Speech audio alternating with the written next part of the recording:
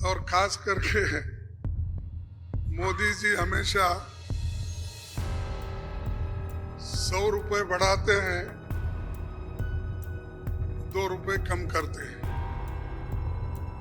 अब पेट्रोल की, एलपीजी की जो दाम थी वो मोर और लेस डबल हो गई, लेकिन उन्होंने उसमें से सिर्फ 200 रुपए कम किया, यानी 700 बाकी रहा।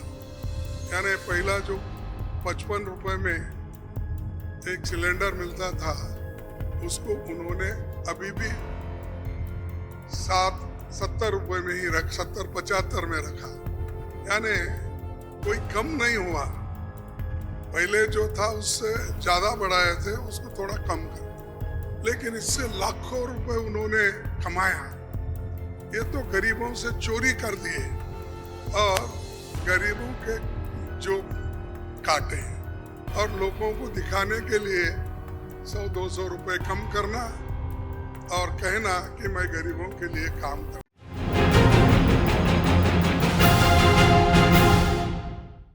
आज की ये जो बैठक हुई ये बहुत ही ठीक ढंग से सभी पार्टियों ने मिलके चलाया। इसका उद्देश्य क्या था ये तो उद्धव ठाकरे जी ने कहा है और हम इसकी कोशिश बहुत दिन से कर रहे हैं। जब मैं बेंगलोर में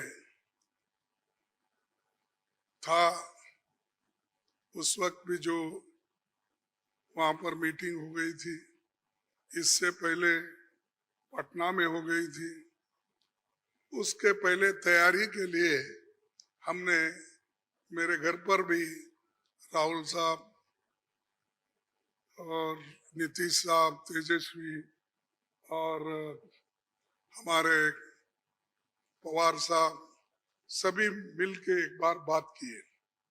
उसका एक ढांचा बना। उसके बाद जो नीतीश साहब के पटना में पहला मीटिंग हुआ, उस मीटिंग में एक एजेंडा तय करने की बात हो गई और उसके बाद में बेंगलुरु का हुआ। अब यहाँ पर मुंबई में आज सभी लोग मिलके अपनी बात को रखे और खास करके सभी को एक ही, सबका उद्देश्य एक ही है कि महंगाई को कैसा कम करे, इसके लिए कैसा लड़े, अनएम्प्लॉयमेंट के लिए कैसा हम लड़े।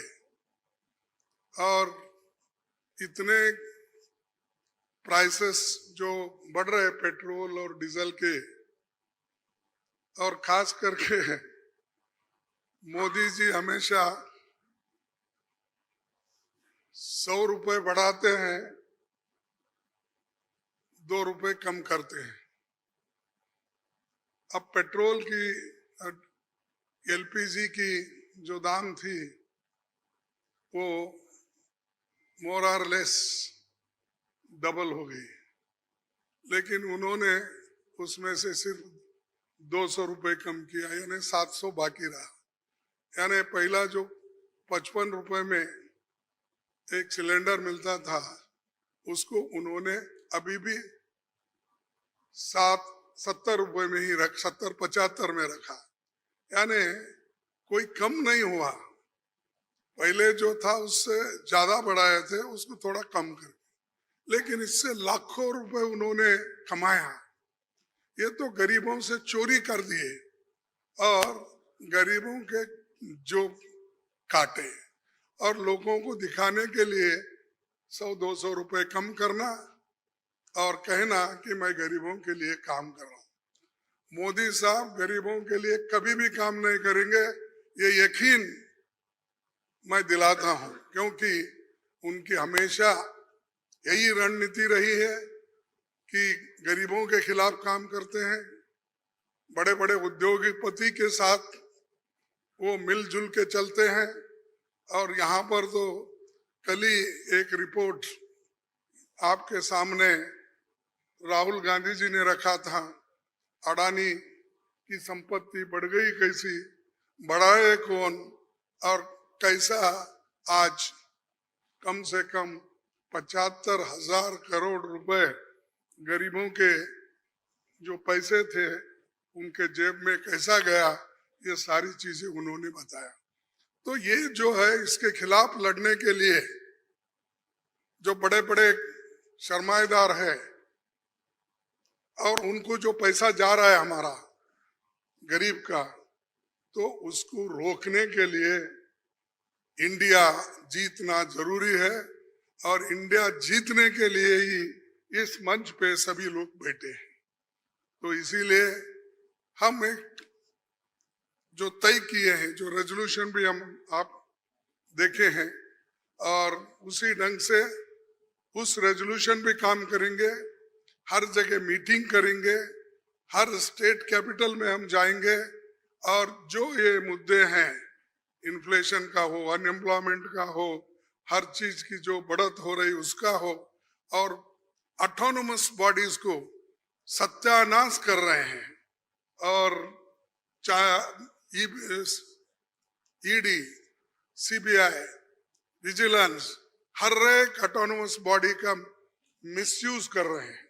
ऐसा कभी नहीं हुआ। मैं भी मोर और लेस शरद पवार जी साहब के बाद मेरा नंबर लगता है। मैं भी 55 साल से पॉलिटिक्स में हूँ, और 52 साल से एमएलए, एमपी, राज्यसभा का मेंबर हूँ।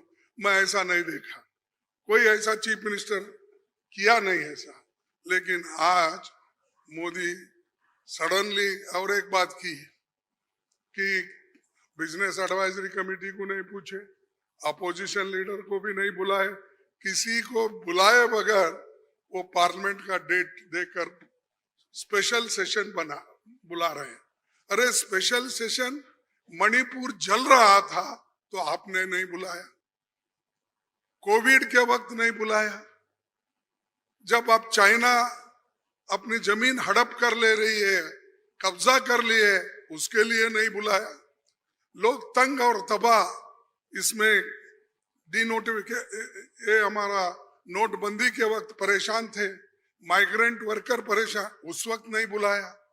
जब जब मुल्क अपने मुश्किल में रहता उस वक्त उन्होंने कभी नहीं बुलाया। अब क्यों बुलाए मुझे मालूम नहीं, आज का एजेंडा क्या है उनका मालूम नहीं। तो ये देश चलाने की रीत नहीं है, ये आहिस्ता आहिस्ता डिक्टेटरशिप की तरफ जा रहे हैं।